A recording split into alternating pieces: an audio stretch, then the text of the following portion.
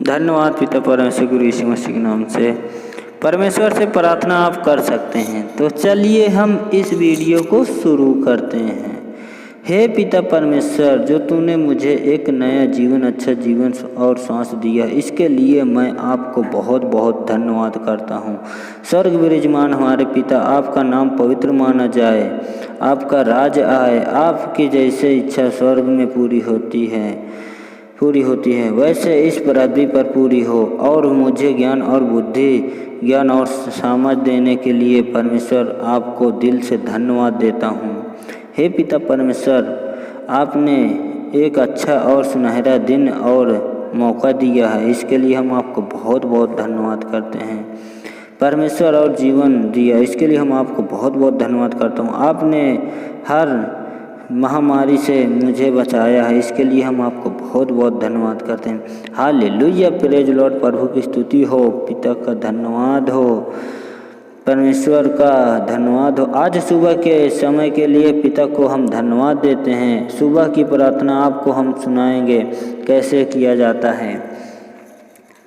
बोलोगे बहुत से मुझे प्रार्थना करना नहीं आता, बहुत से मुझे गवाही आ रही है कि सर मुझे सुबह की प्रार्थना नहीं आती है, शाम की प्रार्थना नहीं आती है, मुझे बताइए कुछ। तो मैं आपको बताऊंगा, कुछ प्रार्थना के द्वारा लेकर चलूँगा। तो आप लोग ध्यान से सुनिएगा और इस वीडियो को ज़रूर से ज़रूर देखना, ताकि आपके जीवन में प्रभु यीशु मसीह आकर काम करने लगे।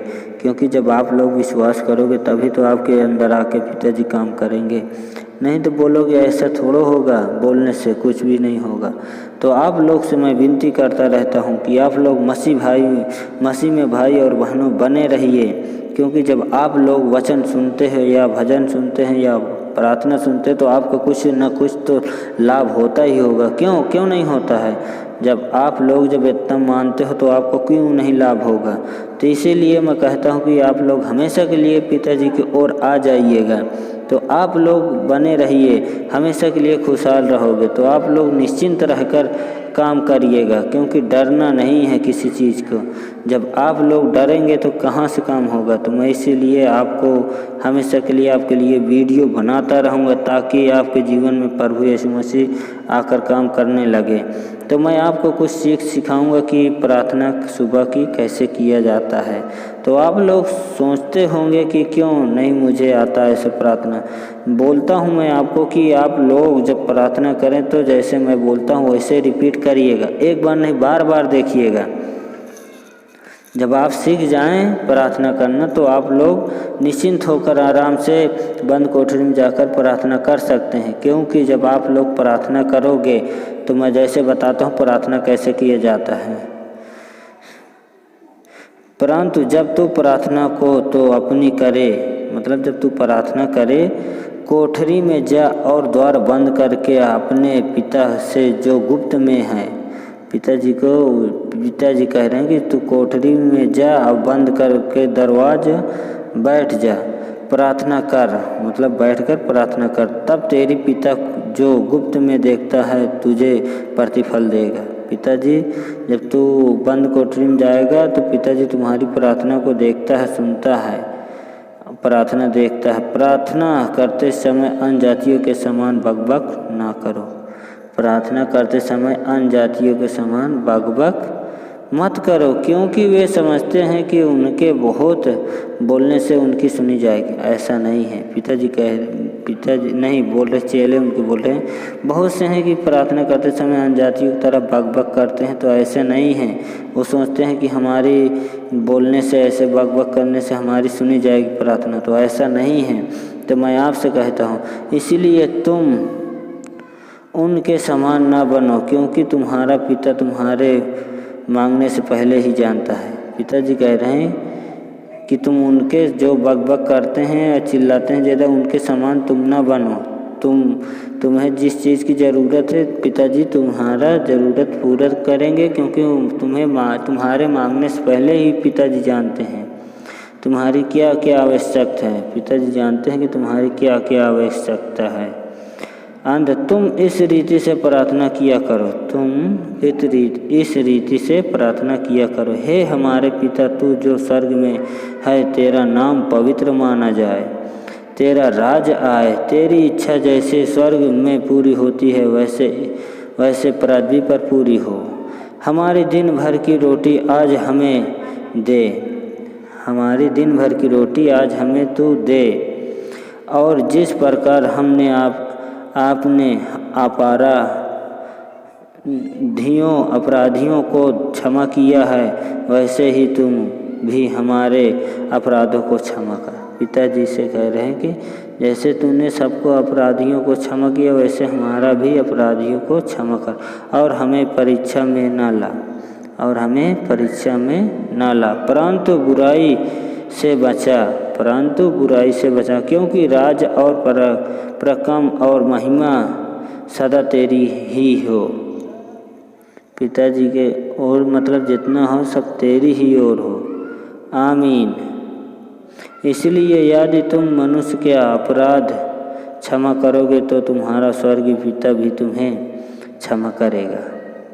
तुम इंसान को क्षमा करोगे तो पिताजी भी तुम्हें क्षमा करेगा, और यदि तुम मनुष्यों को अपराध क्षमा ना करोगे तो तुम्हारा पिता भी तुम्हारे अपराध क्षमा ना करेंगे।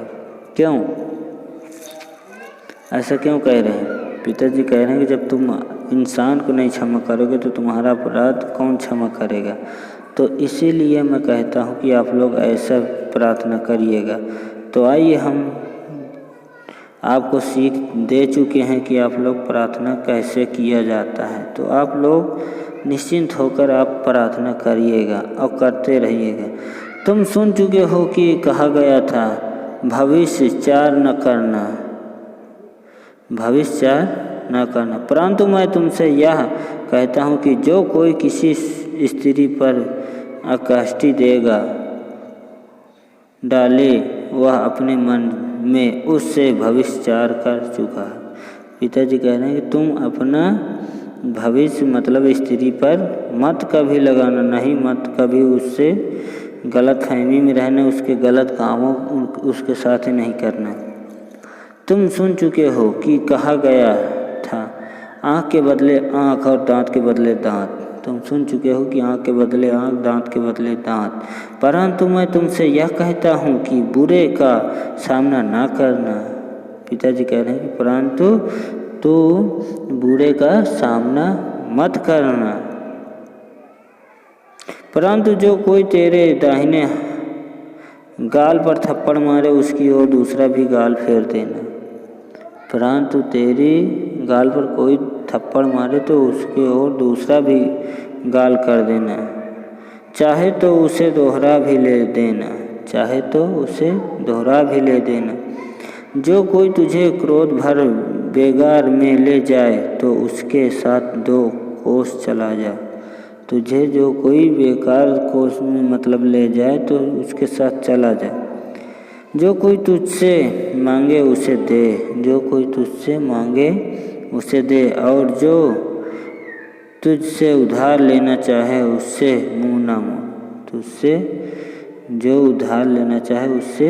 मुँह ना मोड़। क्यों पिताजी ऐसे क्यों कहते हैं? पिताजी कह रहे हैं कि जब तुम दूसरे को भला करोगे तो मैं भी तुम्हारा भला करूँगा। क्यों ऐसा क्यों कहते हैं? पिताजी ठीक ही तो कह रहे हैं कि एक दूसरे के सहयोग करो। क्यों ऐसा क्यों कहते हैं? क्योंकि हर चीज़ की घटी कमी हमेशा एक इंसान के होती रहती है। ऐसा तो नहीं है कि जो इंसान है उसके पास हर चीज़ की ज़रूरतें पूरी रहती है, ऐसा तो नहीं है। तो हमेशा के लिए सबको एक न एक ज़रूरतें पूरी होती रहती है।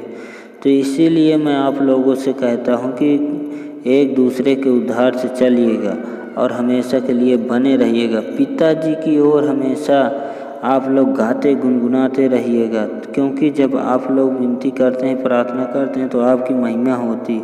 आपके ऊपर पिताजी प्रगट करते हैं अपनी महिमा। पिताजी इसीलिए कहते हैं कि तुम मत घबराना, मत डरना।